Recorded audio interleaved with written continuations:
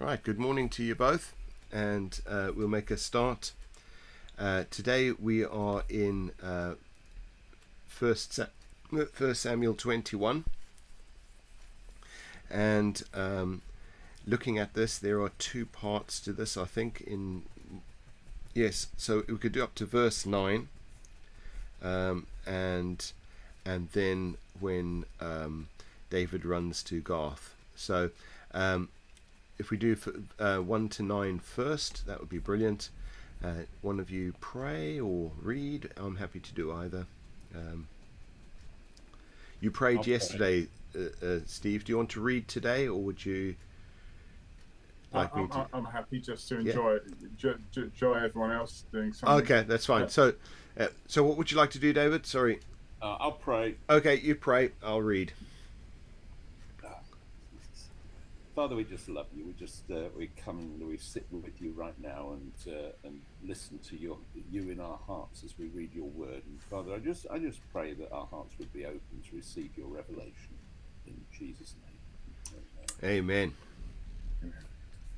Thanks, David. Right. Then David came to Nob and Amalek the priest. And sorry, I better get it right. Ahimelech. That's why I chose you to read.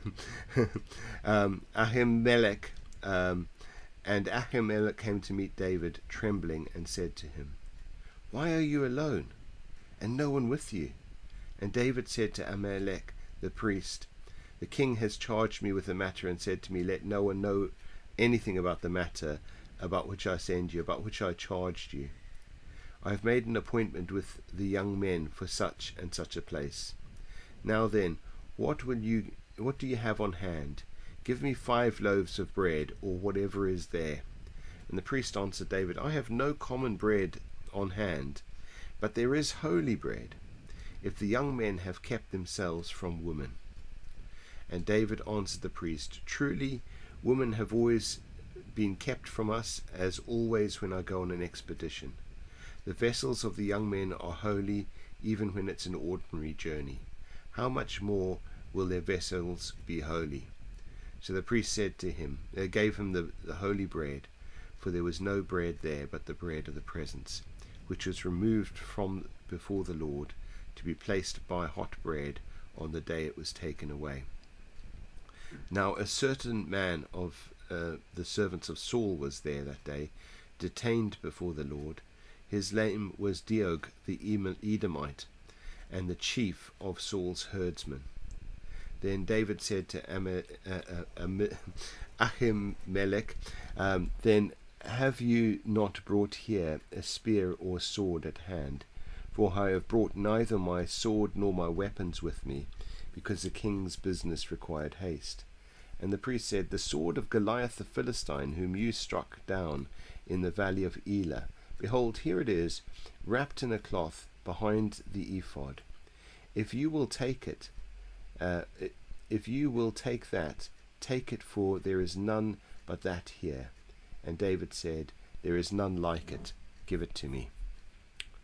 Right, so here we've got David on the run from Saul, after Jonathan has shown him that his father really does want to kill him.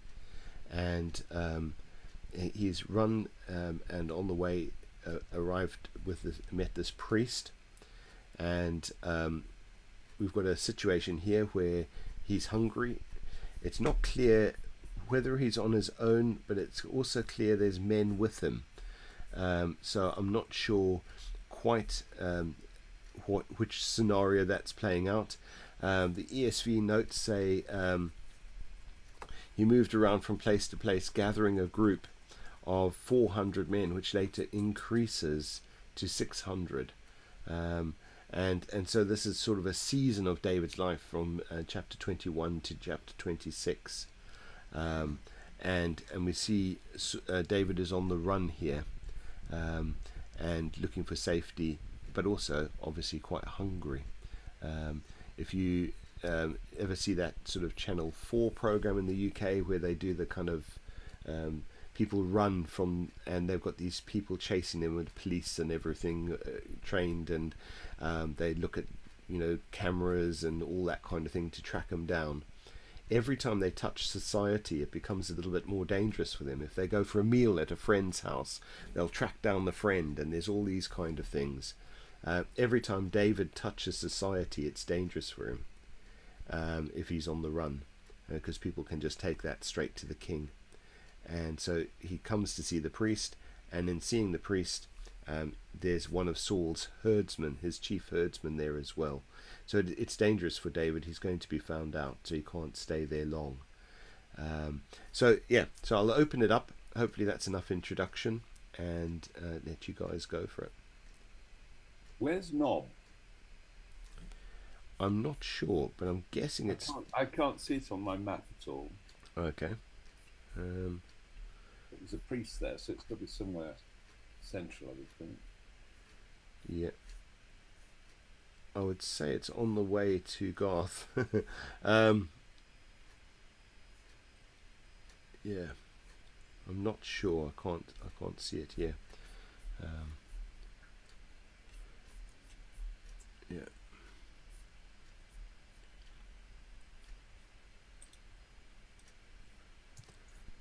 So the tabernacle must have been in Nob. Yeah.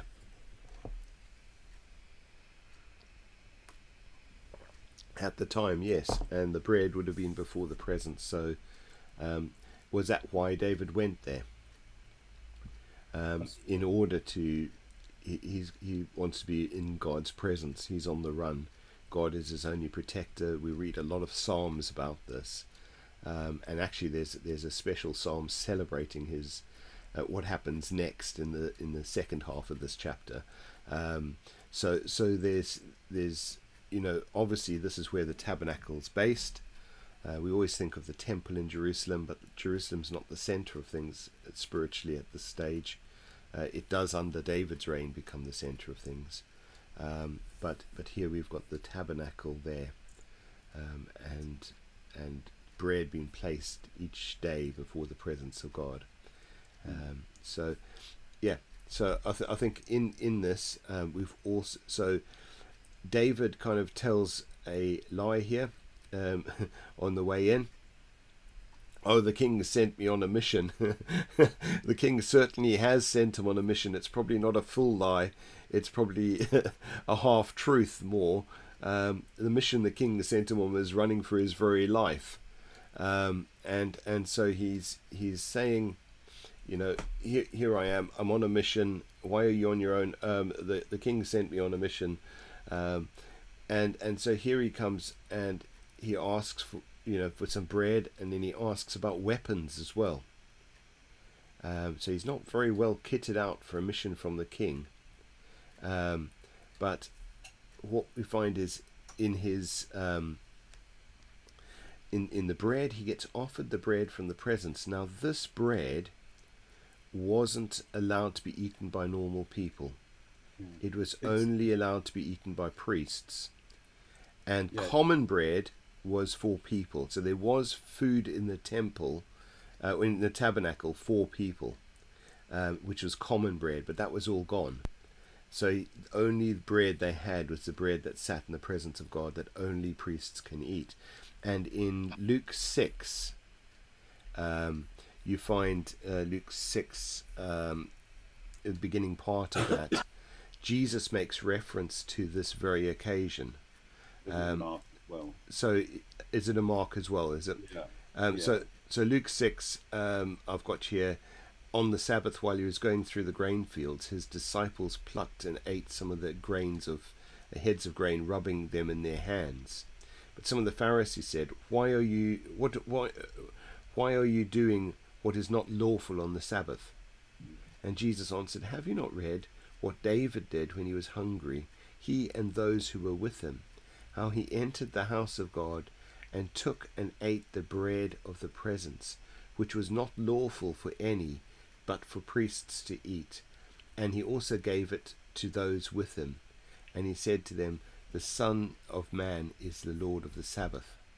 And so in saying some of this, what Jesus is saying is, the Sabbath is made for man, not man for the Sabbath. Where people are starving, hungry, and the priest says, "Are you clean? Are you okay? Right. Well, actually, rather than you be starving, hungry, here's the food." And actually, it goes against the law in its strictest sense, but mercy triumphs over some of these things, and this is what we find. I'll just find what the ESV says here in the Samuel passage, where it's saying, "Common bread might be eaten by anyone as distinguished from holy bread, which, like sacrifices, could only be eaten by the clean. Sexual contact was a source of uncleanness, especially on a military expedition. The holy bread was the bread of the presence." Ahimelech was bending the rules, since only priests were allowed to eat the bread, and only in a holy place. However, Jesus authorized Ahimelech's judgment in putting mercy before ceremonial law. And that was the point Jesus was making in Luke or Mark there. So got a waving hand. So obviously we've got to the point where things are beginning to pop up. So go for it, David, and then Steve. I think Steve was up before me. I don't know how much. Did you put your hand down and then put it up? Yeah, I put it down. But yeah, feel free to go first, David. And, okay. Yeah, it's interesting, this whole business about legalism and relationship and this thing. It just reminds me of I mean, here, and it's good to read Jesus's response to this in Mark or in Luke, where he's trying to say it's more about the relationship with God than the religiosity of what was going on. And it just reminded me of a local church not too far from here, where the vicar wanted to put some children's seats in the front, and he or she didn't actually do it in the correct manner, like going through the legal process, and got into deep trouble by somebody who was absolutely dead on the law of what should have been done, where actually, you decry the children of the bread, if you like, the truth, by adhering to the law. And this is what's happening here, I think. It's also interesting to say, although it says here that it indicates that David was on his own, Jesus talks about and also gave some to those who were with him. Yeah. So Jesus was there at the same time. So I'll go by the truth that Jesus puts forward. Yeah. But also further down in this passage, it seems to indicate there were people with him. Oh, right. Okay. Because there were men, and he was kind of saying, have the men kept themselves from women, right? Oh, right. So yeah. Actually, it implies that there were more than just David. Okay. But it must have been a very small group for him to say, "Why are you on your own?" So yeah. Yeah. Okay. No. So over to you, Steve. Thanks. You've got so many windows open, different versions. It's interesting to verse 5 is an interesting statement. David, have you got the common? He's got no common bread, but he's got the holy bread. Yeah. Verse 4. David answered the priest, "Truly, women have been kept from us, as always when going on expedition. The vessels of the young man are even holy, even when it is an ordinary journey.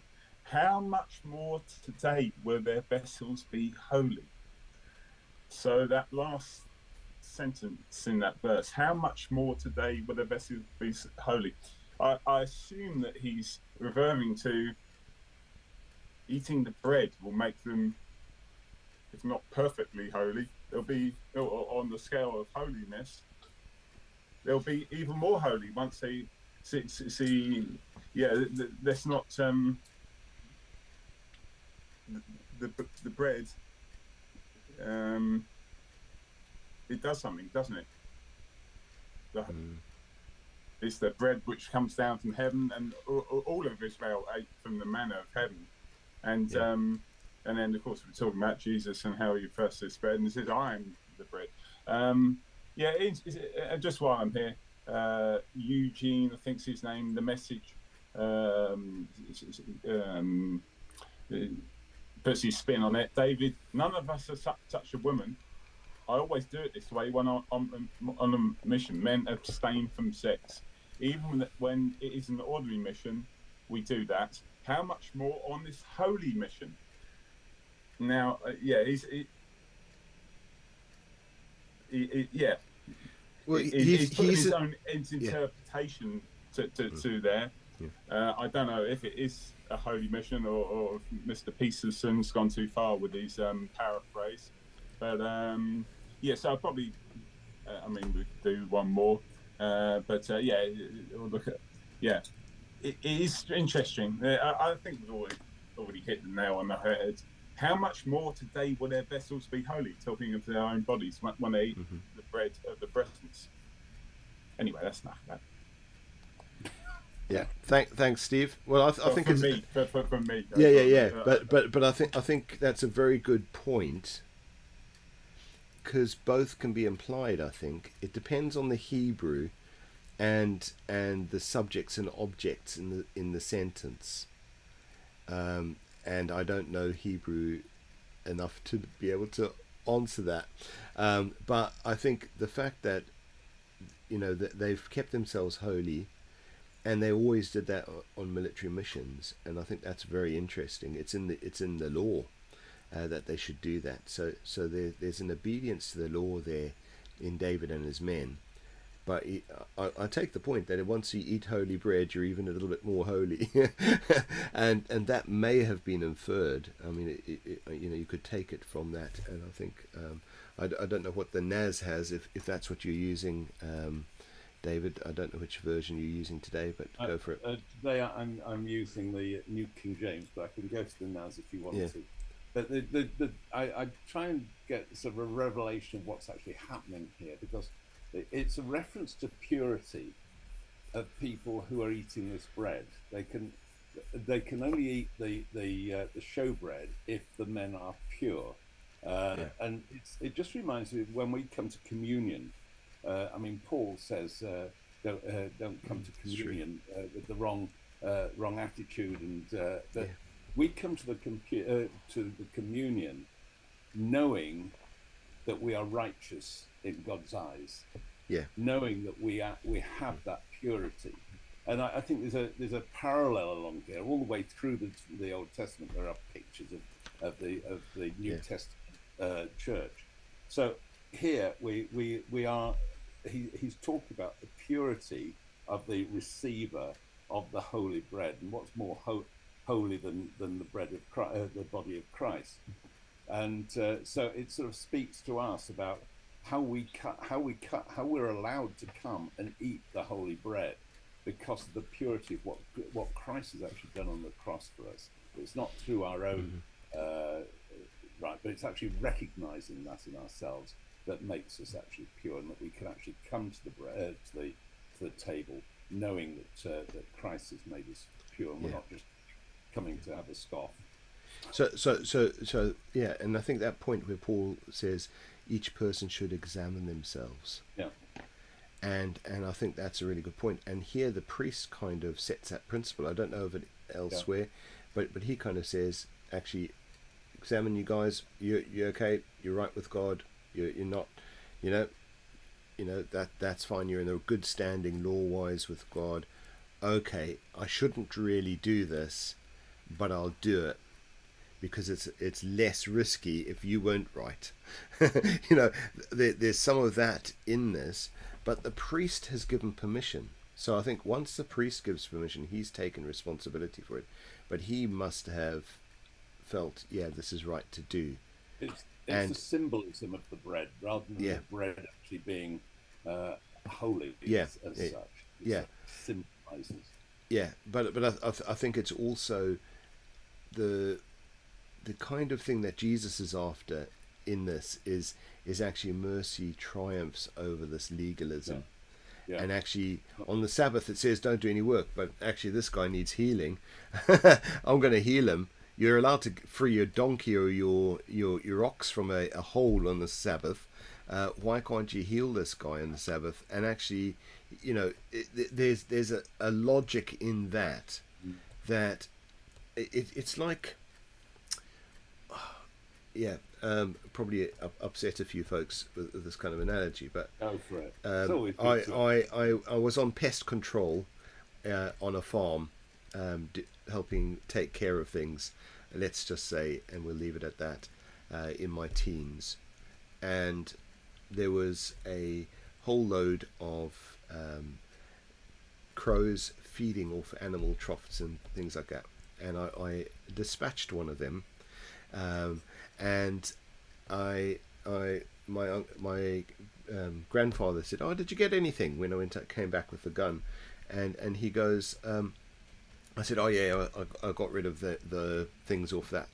And he goes, "Oh, the poor crows, this time of year, it's so hard for them to..." And I felt like the most merciless, harsh...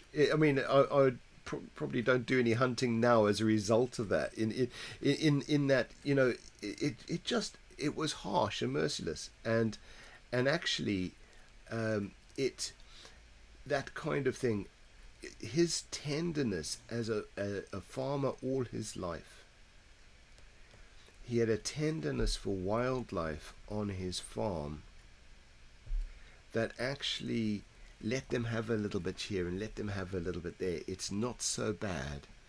Actually, there was a care for wildlife. He was probably as good as any gamekeeper, caring for wildlife, you know, those kind of things. But farming at the same time. There wasn't this, we need every grain for those cattle. It was none of that. It was a totally different heart. And I saw the mercy in it and the gentleness in it, and it challenged my heart. I thought I was justified in what I did, but actually he's saying, no, actually, come on, be a bit more tender. And I found that really powerful. So probably get me in a bit of bother, but I'm just telling you the story. Here, you've got this mercy in this priest. He's not like, oh, well, strictly speaking, you know, he's not like a young guy trying to defend his position and try and stick to it. He's got that gentleness. He's got some of the heart of God about him as priest. And he shows the mercy of God in that. And it's something Jesus picks up on later, because Jesus had exactly the same heart as that. And so you see some of these things hint at what's to come. Sorry, David, your hand's up. Is it still up? Or... No, I'm just going to... Yeah, I just found something. Yeah, go for it. Yeah. I'll copy it onto the chat. Okay, yeah. It talks about David recognizing the difference between the law as it states, but its symbolism more than anything else. Yeah. It's not an object, something on its own. It's what it symbolizes that's important. So I'll just pop this up and leave. And also in Psalm 51. It says you desire mercy, not sacrifice. That's right. And that's a really interesting phrase. Yeah, that's very good. Thanks, David. Steve? Yeah, I was just going to say about the mercy. See, the Lord said, correct me if I'm wrong, I'm doing this from memory, said, what's it easier to do? To heal or forgive sins? I can't remember how the Pharisees or the people, but he answered them, well, your sins are forgiven. This is talking about mercy. See, mercy on the sinner. And there's mercy on the sinner's body, which was caused by maybe his father's fathers, all the way up back to the father, Adam, who was the father of sin. I think I coined a new phrase there. We got the father of faith and the father of sin, unless somebody else must have thought of that one. Anyway, I think that should be a title of your new book, Steve. Yeah, go for it. Yeah. What the super duper paraphrase? Yes. So moving on, we should talk, or I guess we're going to talk before about this sword. What I don't know if this is the right word. The juxtaposition that my English literature teacher would use at least once a day, or every class for us. And it's see, David's there without his making war stuff. And do you not have a spear or sword at hand? I bought it, blah blah blah, because the king's business requires haste. I've never said a truer word. That is quite true. The king's business, and I should have had a sword, but I haven't got one. The haste was to run away. The priest said, "The sword of Goliath." I mean, see how many years is this on, or how many months is this on? It says, well, I'll just read on. The sword of Goliath, the Philistine, who you struck down in the valley of Elah. Obviously, he knows of him, and David is famous for this sword and what it did to the Philistine and everything else. Behold, it is here, wrapped in a cloth behind the ephod. If you will take that, take it, for there is none. See now thoughts in my mind, and you have to see whether this is reasonable or it's actually from the Lord, or the other way, it's actually a blasphemous thing. But I'll tell you what it is. And David said, "There is none like that. Give it to me." See, there was one that was struck down, by the enemy's sword. We know his name.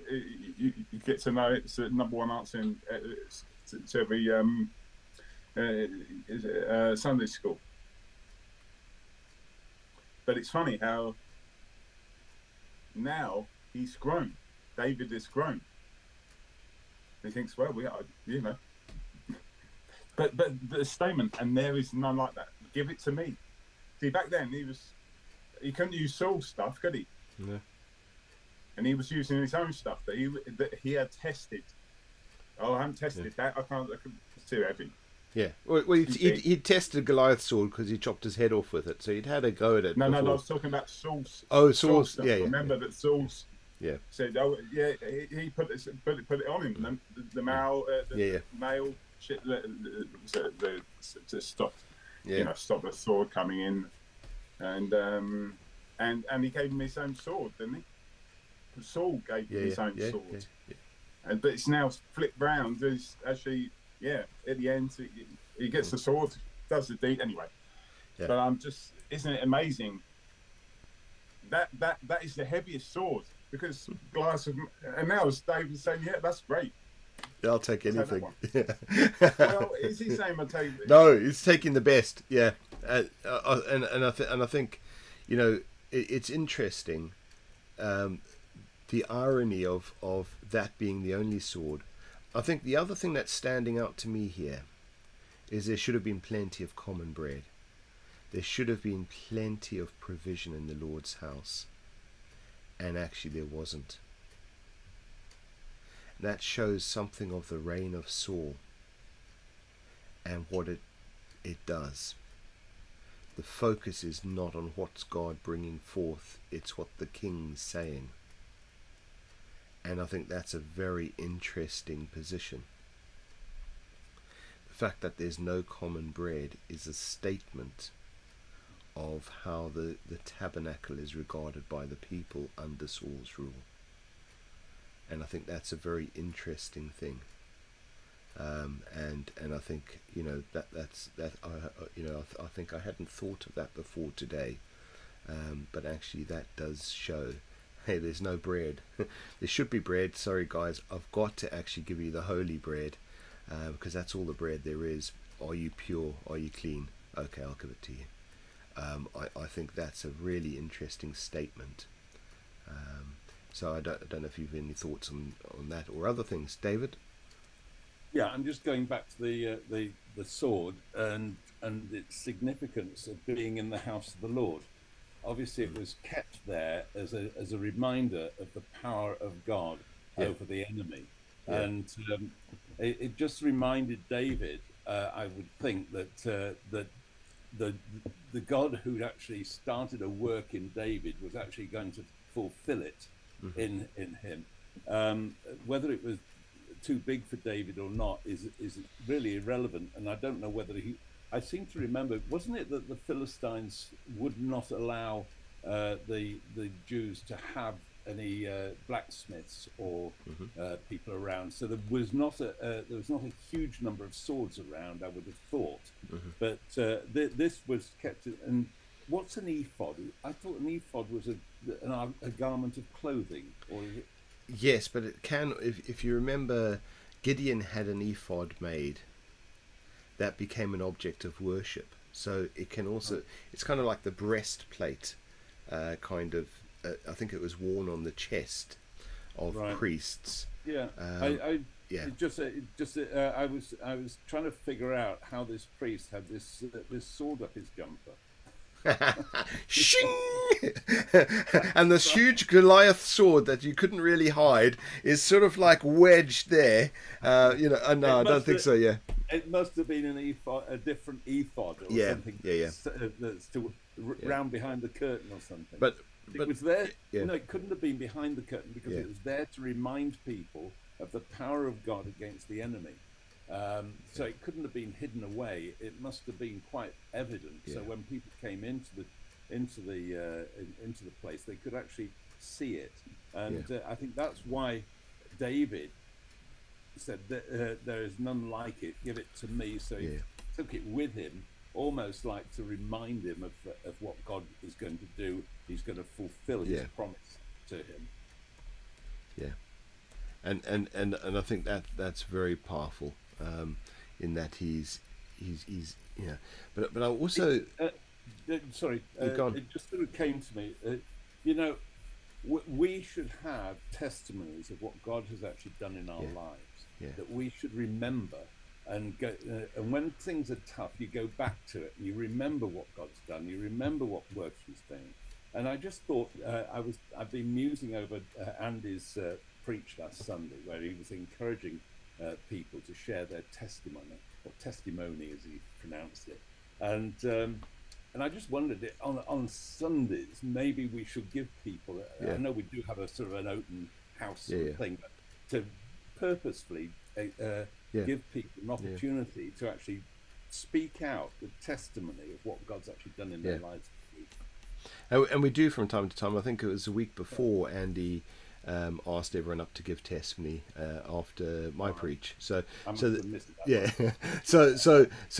think there is opportunity, and any Sunday at any point anyone can do that, and we've had that in the past as well. But I'm not going to be defensive. I think it is something we need to see more of, I just think there was a program on TV a while back about the journey of a gun. And it was a gun that had been the police had received and done all their technical things on the rifling and the barrel and everything, and they went back through history of where that gun had been used in crimes, and they'd found the bullets, and so you had this journey of this gun. I think it was called The Journey of the Gun or something like that. And actually it was very interesting. I'm thinking the journey of Goliath's sword. Yeah. Now you sort of think this sword was in Goliath's hands. It's probably sliced and diced many people. And then, after Goliath's head's chopped off, David takes Goliath's armor and his sword and puts him in his own tent. How did it get from David's tent into the presence of God? Had David brought it as an offering to God, we don't know. Yeah. But if David had offered it to God, he's getting it back. and there's something interesting in that dynamic for me. I'm just thinking, if that was the case, and there's an argument from silence, don't shoot me. But actually in that, how did it get there? And is there something of the priest, with a bit of irony, says, well actually, we haven't really got any weapons here except the sword of Goliath that you brought.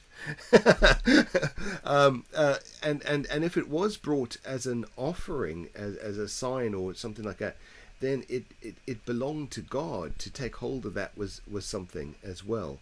But also it could have been in a kind of like collection of, look at the great things God's done, and the storehouse of those things, and celebrating.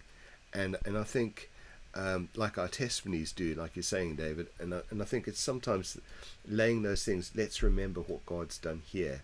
I think they laid a stone called Ebenezer at one point to say, up till now the Lord has blessed us. That stone, every time your kids walk past, that's Ebenezer stone, right? Well, they did it as they came across the Jordan as well. Yeah.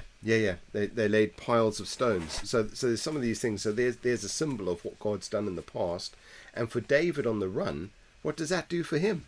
Here's a symbol. God took down a giant by you, mate. And you've got that in your hand while you're running away from Saul. And you've got that in your hand every day, and you polish it up and keep it nice, and don't let it tarnish or whatever, right? And every time you do that, every time you sharpen it on a rock or whatever you have to do, right? Actually, every time you're doing that, you're reminding yourself, God's done it in the past. He can do it again. And maybe in this situation, David has been handed something. It's like Abraham. You'll be the father of many. Look up at the stars. Every night, Abraham walks out, looks up at the stars. He gets reminded of the promises of God. Every time he walks in the dust, he gets reminded, God's going to give me people like the sand on the the things around are very helpful sometimes. Yeah, I like your idea that actually David offered the sword to God in the tabernacle, and it was kept in the tabernacle. And when we offer to God what we've got, He returns it with and David's not only had a sword back, he's had food back as well. So it's been fed and given the weapon to go away with, and given the reminder of what he's actually doing. Yeah, that's great. Good. Shall we move on to the next little bit?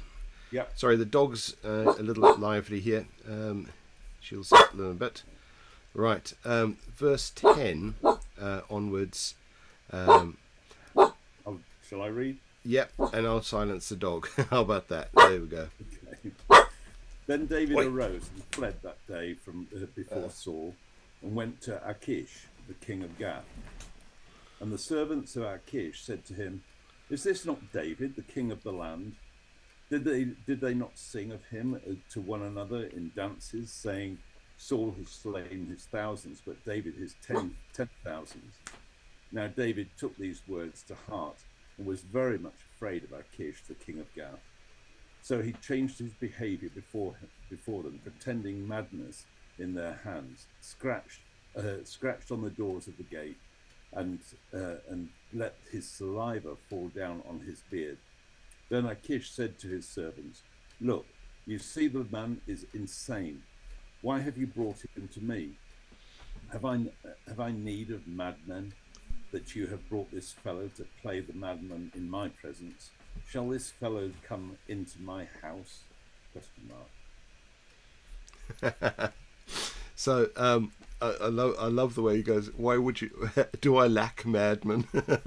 It's just so corporate manager, isn't it? It's like the CEO of every, do I lack stupid people around me? It's got a bit of that edge to it, which I think, it's good these things haven't just been invented in a modern era. They've been going on for a long time. But here's the irony again. So not only is the irony that David goes looking for a sword, and it's the very sword of Goliath that he gets given. Goliath came from Gath, right? So if that's where he came from, David takes patting the sword of Goliath along to Gath, where he comes from. Where Goliath comes from. Yeah. Is he a madman? Do you know what I mean? And it doesn't mention the sword here, so it doesn't say it was taken off him or whatever. But actually the guts of that. Yeah, I beat Goliath. Hey, wait, I'll tell you what. I'll go and hide among Goliath's people. My enemy's enemy is my friend. Yeah? Yeah. And so he goes there and hides among them. As the best place to hide. My enemy's enemy is my friend. He's not really your friend, right? He's still your enemy because you chopped off the head of their greatest guy. And you've got his sword with you, by the way. You're thinking, that's a bold move by David. Yeah. And you wonder, is there a connection with the sword? Is there a connection with that? Why did he go particularly? He could have gone to anywhere among the Philistines. Why did he go particularly to there? Because he knew Saul was scared of them? Because that whole town, if you look back, was a town that was taken by Caleb.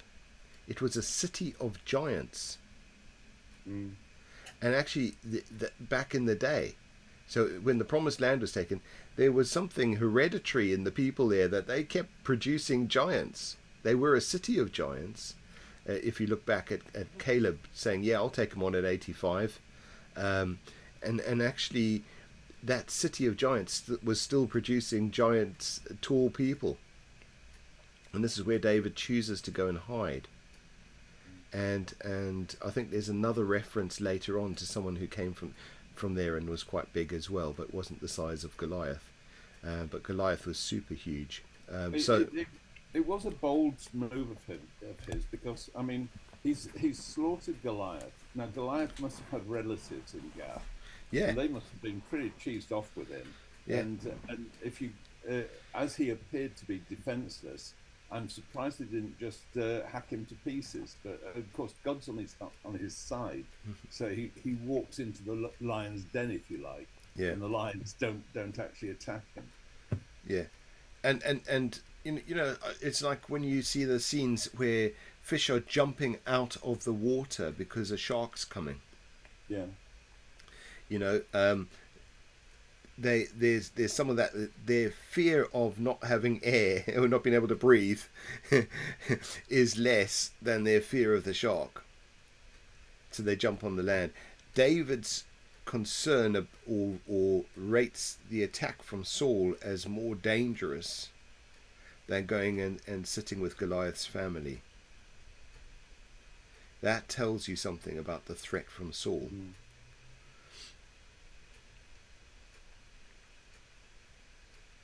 Yeah, Saul's gone right off track, hasn't he? Yeah.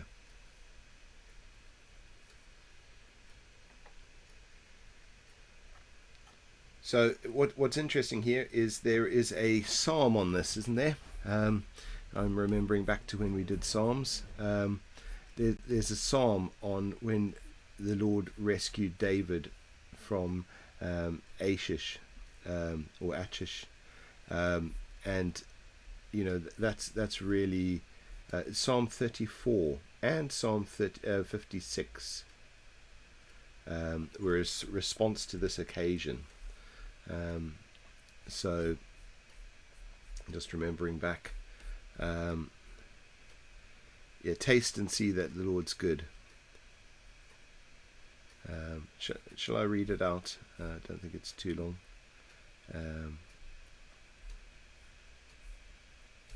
So he wrote 2 psalms about this. Psalm 34, I will bless the Lord at all times. His praise shall continually be in my mouth. My soul makes its boast in the Lord. Let the humble hear and be glad. O magnify the Lord with me. Let us exalt his name together. I sought the Lord, and he answered me, and delivered me from all my fears. Those who look upon him are radiant. Their faces shall never be ashamed. The poor man cried, and the Lord heard him, and saved him out of his troubles.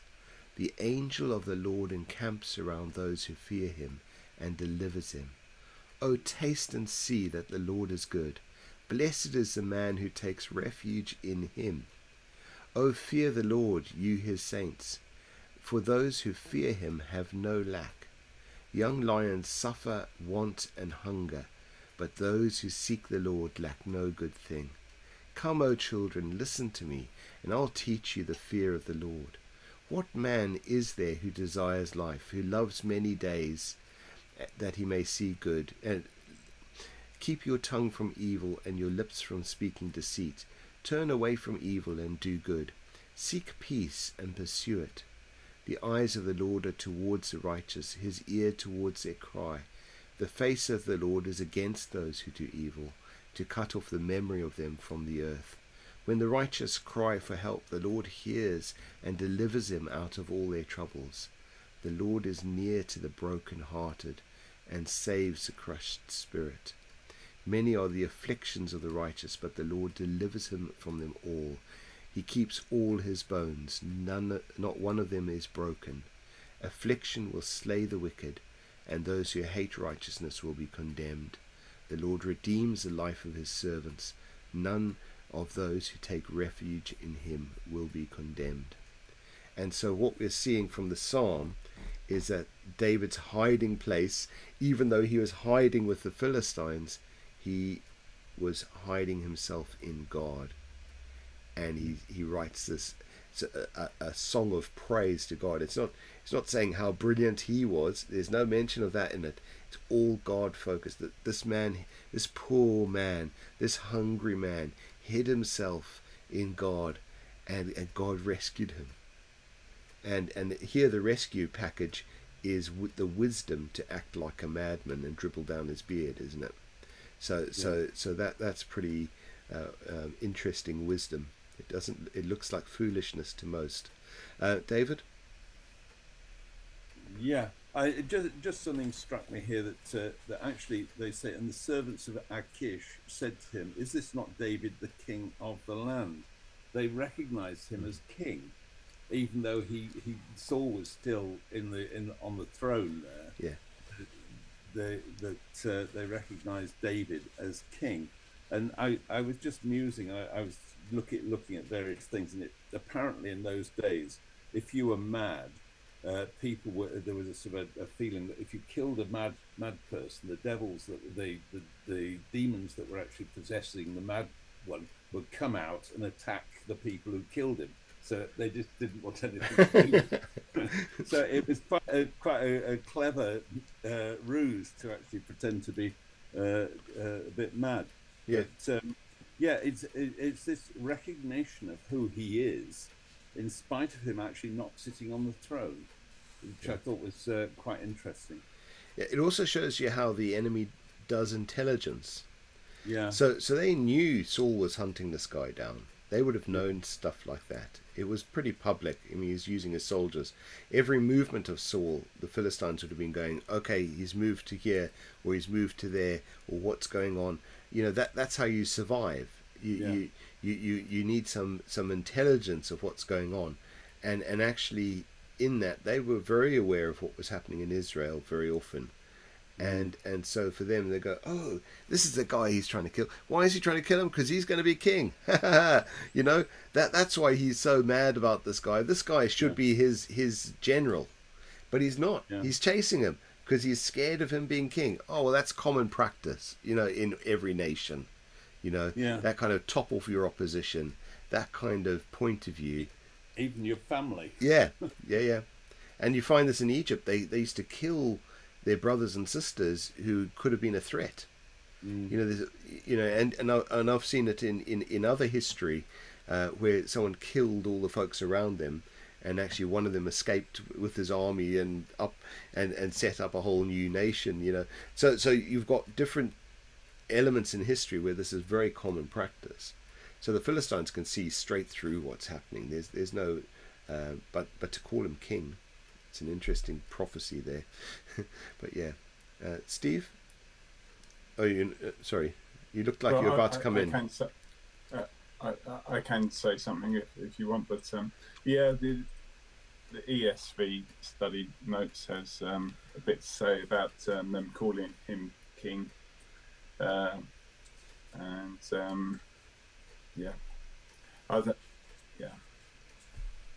It's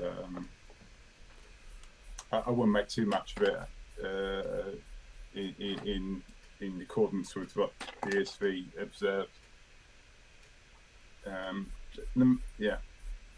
It may not be a prophecy, or them recognizing that he's going to be the king or anything like that. It might be a common term.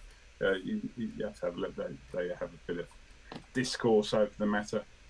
It may have been mocking David, or it's what they're saying here. You know, it may have been oh, this king of, the king, yeah. So there may have been some mocking, but it doesn't, to me, seem like that from my reading of the passage. I think they just knew politically what was happening. It would be my read of it, which is the line I've taken. But I think I think sometimes we look at these passages and we just go off what's there, and we don't put ourselves into the scenario. And I know that, when you're thinking of things, people want to know what's happening in other nations, and there's a knowledge of what's happening from different viewpoints. I mean, even with the press, you go and live somewhere like Australia, you will get a different news story on the news stories that we've got in the UK, because they've got a different perspective from their outside view and from what they glean and gather. Same with America, same with the different countries around. And so some of that, just looking at the news, should tell us that there was probably that same kind of thing between people. You've got trade taking place possibly between the Philistines and the Israelites. It wasn't like war things that you never they were getting their tools from the Philistines. They had to buy their iron from the Philistines at exorbitant prices. They actually had to go to the blacksmiths of the Philistines to get things sharpened and so on. And so you've got a trade arrangement that happens across, and through that information comes, and things slip out and things get here and there, and so there's a knowledge of what happens along some of those communication lines, which is interesting. And there's far more that happens even in warfare. You find people have a lot of knowledge back and forth of what's happening. David? Yeah, I'm just sort of putting myself into David's shoes here, and he's been anointed as king, and yet he's here having to dribble down his beard and act insanely in a land that is not his. And I'm just thinking that sometimes, when you're anointed by God to do a particular purpose, your route goes through times when you're not actually doing that, but you're on that road, and it's actually keeping the vision of what God's got in store for you really in front of you, despite what's actually going on around you, and staying with what God's actually called you to do. And that's because he has. I mean, it doesn't say here David keeps it, but in those Psalms, it's evident that actually he keeps God's vision in front of himself, so that it takes him through these tough times. But it doesn't look as if it's coming to fruition. So there's incredible patience in David, but also humility he's not going to, I'm such a king. There's no pride in that. He's willing to dribble down his beard to get out of a situation and live. Do you know what I mean? There's things there he's willing to do just to stay alive. That he's in a surviving mode, but actually with wisdom as well, and with the heart of God, and his real hiding place is God. And I think that's really interesting. It wasn't the scheme of dribbling down his beard he was trusting in his psalm that he wrote. It's God, and God can use our humility. He can use the things where we have to humble ourselves, where we have to go places we didn't want to go, and risk. I mean, a king needs a bearing. I really want a book sometime. I'd love to see. I haven't got the skill to do it, but to look at all the characteristics of Saul and his leadership strengths, and how that are things that companies would and business books on leadership would say, this is top rung, look at what he does politically, look at what he does here. I'd love to see some of that, and then go, boom, right, here's how God made his leader in David, and a plotting of that path.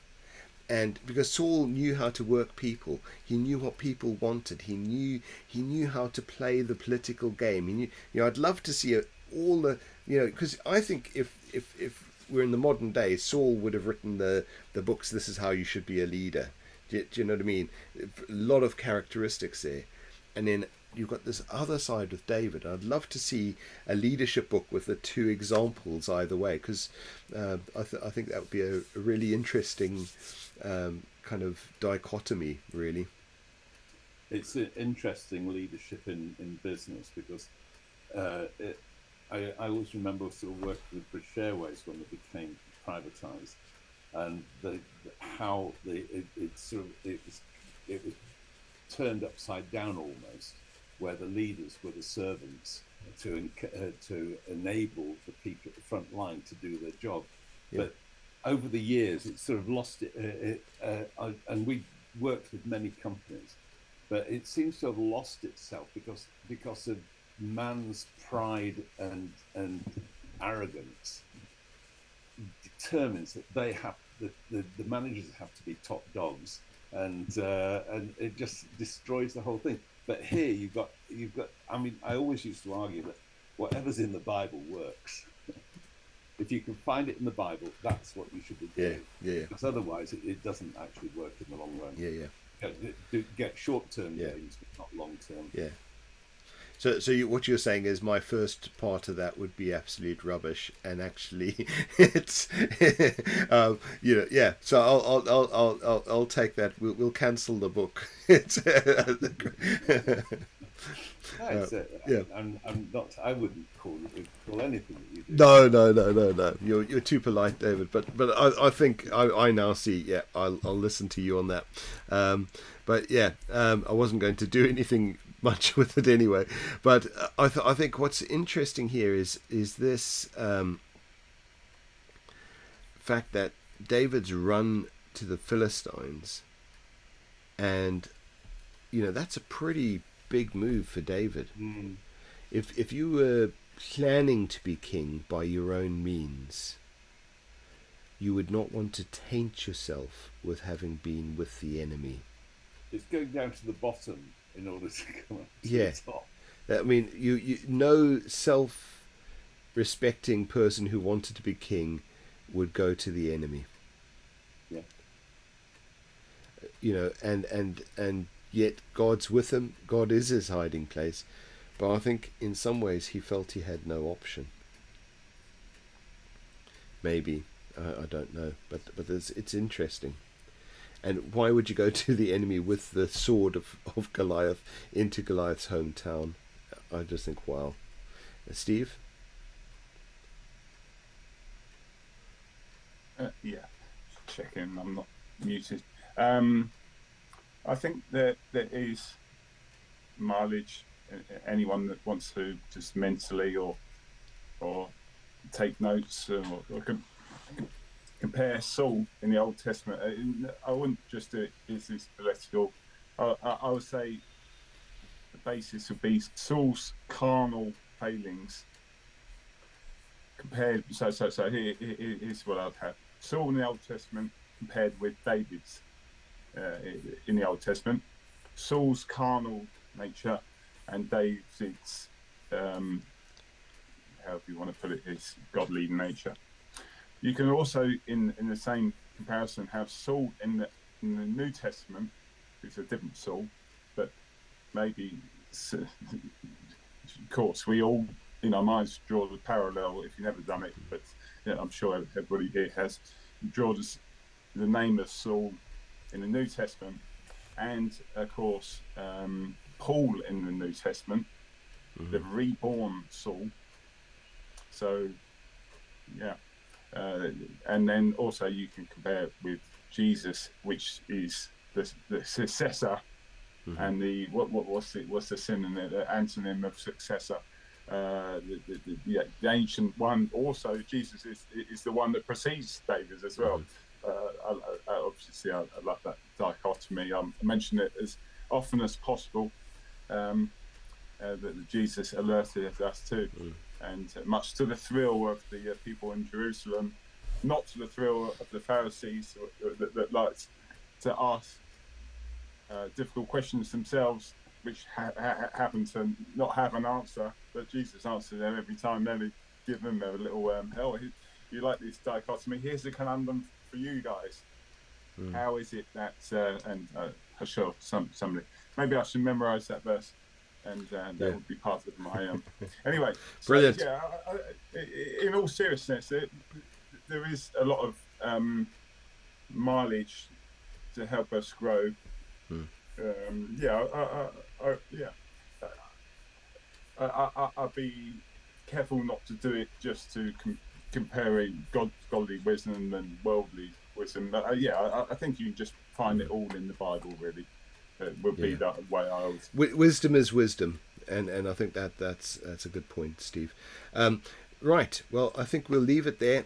This journey, I'm finding my heart stirred every morning. There's another nugget that God just drops in. The heart is so important in our journey with God. Our connection with God is so important in our journeying with God. Even if we find ourselves dribbling down our beard in the enemy camp, or we find ourselves asking for holy bread, in all these scenarios, it's our heart, it's our connection with God, absolutely vital. And that is the wellspring of life. It's what leads to everything else in us. And I think that's brilliant. But thank you both for your comments. And next time, on Monday morning, we hope to start into Dulham's Cave, which sounds like a great name for a shop or something, but is actually going to be very interesting. But thank you both, and I'll move us offline. And have a great day.